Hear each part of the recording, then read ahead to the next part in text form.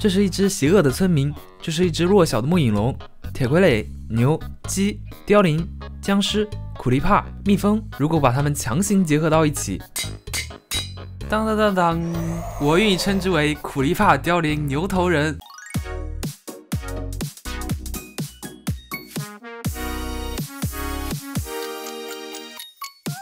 Hello， 大家好，这里是从来不欺负村民的小包。今天我又找到一个缝合怪物的模组，这个模组添加了一个由我的世界里各种生物强行拼凑而成的怪。不过它毕竟是个 BOSS， 前期的话我们没办法召唤它，到了后期我们获得了龙蛋，就可以尝试着制作道具来召唤它了。这个有点像复活图腾的牛头人，就是召唤的道具。然后这个是合成配方，周围有一圈其他生物的掉落物，火药、肉、珍珠、骨头什么的。然后中间是一个龙蛋。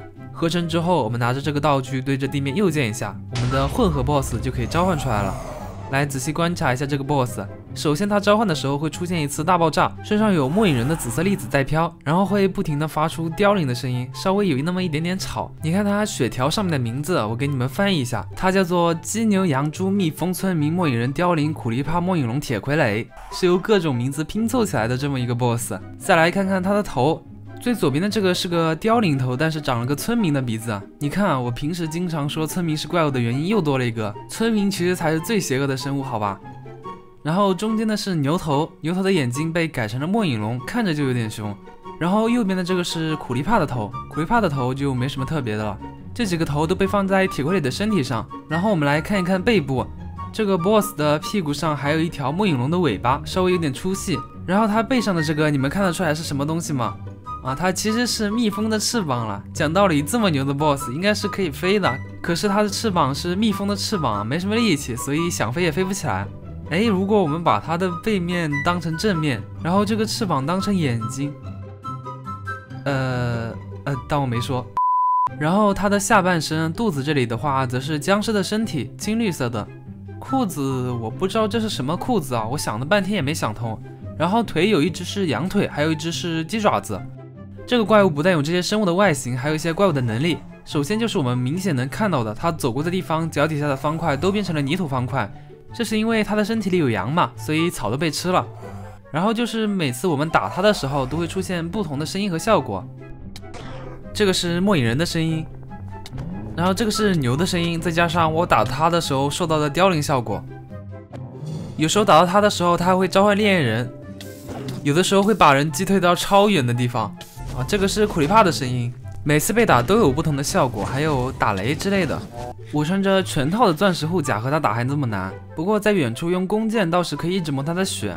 然后因为他的身体里有苦力怕，所以在他死亡的时候会发生爆炸，而且爆炸的伤害还特别高，一不小心就把你秒了。所以残血的时候最好还是走远一点，用弓箭射他。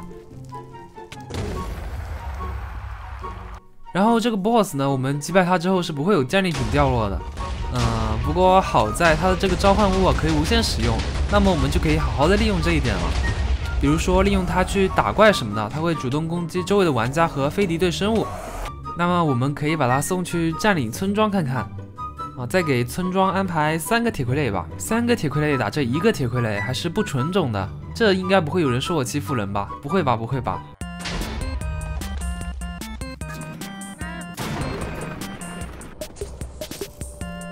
哇，这2个铁傀儡直接被打飞了，他们一超出范围之后就不会互相追击了。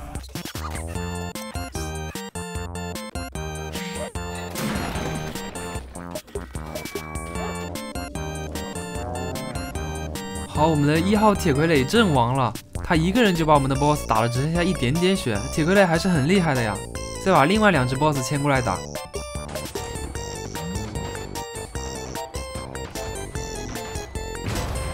这个 BOSS 爆炸的时候把另一只铁傀儡秒杀了，我们现在还剩下一只铁傀儡。这场战斗是铁傀儡的祸，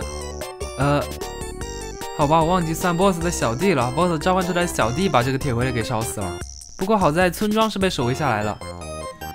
那我们最后再来一波测试，召唤2个 BOSS， 然后分别给这2个命名，一个命名叫做3连，然后这个叫做不3连。如果3连赢了，你们就这次一定行不行？点赞也可以。然后我们用指令给他们生成一个仇恨，冲！他们对彼此造成的伤害好像都不是很高，不知道打到什么。哇，不3连跑了，不3连正在逃避战斗。哎呀，这怎么办呢？我用指令把他们都传送到一起吧。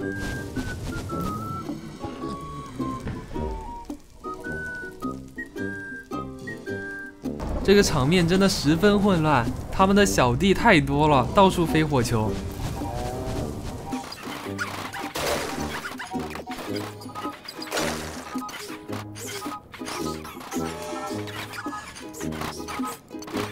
好的，他们就剩最后一点血了。好的，有一个 boss 已经战败了，那我们来看一下活下来的那个是谁。